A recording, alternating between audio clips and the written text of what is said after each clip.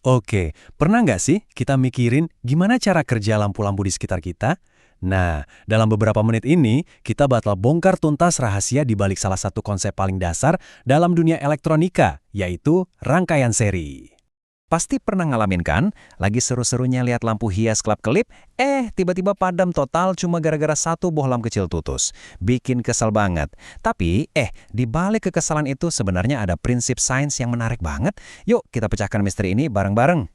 Jadi apa sih sebenarnya rangkaian seri itu? Gampangnya gini, anggap aja ini kayak kita lagi nyusun balok-balok mainan tapi harus dalam satu barisan lurus. Ini adalah cara paling dasar buat bikin listrik bisa mengalir dan melakukan sesuatu. Di dalam rangkaian seri, logikanya itu benar-benar lurus. Semua komponennya, mulai dari baterai, saklar, sampai setiap lampunya itu disambungin secara berurutan. Ujung ketemu ujung, membentuk satu lingkaran tunggal. Persis kayak gerbong kereta api kan?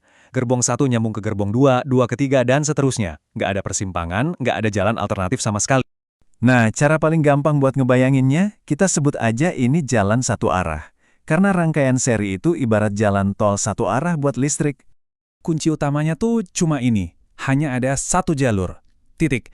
Jadi si arus listrik ini nggak punya pilihan lain. Dia harus ngalir ngelewatin setiap komponen, satu persatu, tanpa terkecuali. Mirip kayak mobil di jalan tol yang nggak punya pintu keluar sama sekali. Ya mau nggak mau, harus ikutin terus jalurnya. Nah, karena jalurnya cuma satu, ada konsekuensi yang penting banget. Artinya, jumlah listrik yang ngalir, yang biasa kita sebut arus, itu bakal sama persis di setiap titik. Nggak ada yang berkurang atau bocor di tengah jalan. Kalau di dunia fisika, arus ini simbolnya huruf I. Dan di rangkaian seri, nilai I ini selalu konstan. Jadi arus yang keluar dari baterai, itu kekuatannya sama persis pas ngelewatin lampu pertama, kedua, dan seterusnya sampai balik lagi. Penting buat diingat, arus listrik itu nggak habis dipakai sama lampu. Dia cuma numpang lewat. Oke. Kalau arusnya sama di mana-mana, terus gimana dong sama dayanya? Kok lampunya bisa nyala? Nah, disinilah kita masuk ke bagian berikutnya, berbagi daya. Kita perlu kenalan sama dua konsep lain, yaitu tegangan dan hambatan. Nah, ini yang beda dari arus. Kalau tegangan, atau sebut aja dorongan listriknya, itu justru dibagi-bagi. Bayangin aja, baterai itu ngasih bekal energi buat seluruh perjalanan. Nah, setiap lampu yang dilewatin si listrik ini bakal ngambil sebagian dari bekal energi itu. Jadi, kalau kita total, jatah energi yang diambil semua lampu itu bakal pas sama persis dengan bekal awal dari baterai. Terus, ada lagi yang namanya hambatan atau resistansi. Anggap aja setiap komponen kayak lampu itu semacam polisi tidur yang sedikit ngerem laju listrik. Nah, di rangkaian seri, total hambatannya gampang banget. Tinggal ditambahin aja semuanya. Artinya, makin banyak lampu yang kita pasang, makin besar rem totalnya. Dan makin susah juga buat arusnya ngalir. Ketiga hal ini, arus, tegangan, dan hambatan, punya hubungan yang erat banget yang dirumuskan dalam hukum Ohm. Intinya gini, arus itu makin gede kalau dorongannya atau tegangannya makin kuat, tapi arusnya bakal makin lemah kalau remnya atau hambatannya makin besar. Ini resep dasar dari hampir semua sirkuit listrik. Oke, kita udah pegang semua aturannya. Satu jalur arus, tegangan dibagi, hambatan dijumlahin. Semua ini kalau digabung bakal ngarah ke satu konsekuensi logis yang sekaligus jadi kelemahan paling fatal dari rangkaian seri.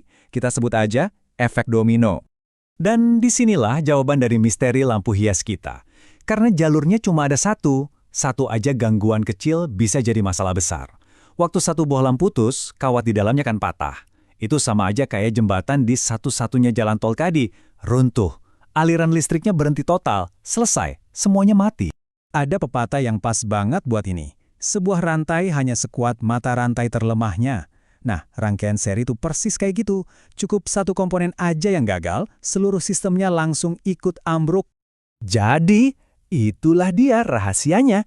Satu bohlam yang mati, itu ternyata bukan cuma masalah kecil. Dia itu memutus satu-satunya jalan buat listrik lewat, bikin semuanya jadi ikut padam. Misteri terpecahkan. Jadi, apa kesimpulan utamanya? Pahami konsep kuncinya. Ingat satu hal ini, rangkaian seri itu semuanya tentang satu jalur. Kalau kita udah paham konsep fundamental itu, semua hal lainnya, kenapa arusnya sama, kenapa tegangannya dibagi, dan kenapa rapuh banget, pasti langsung klik dan jadi masuk akal. Nah, ini ninggalin kita sama satu pertanyaan menarik.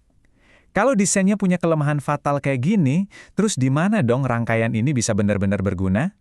Petunjuknya, coba pikirin situasi di mana kita justru pengen satu kerusakan kecil bisa langsung mematikan seluruh sistem demi keamanan. Coba direnungkan ya.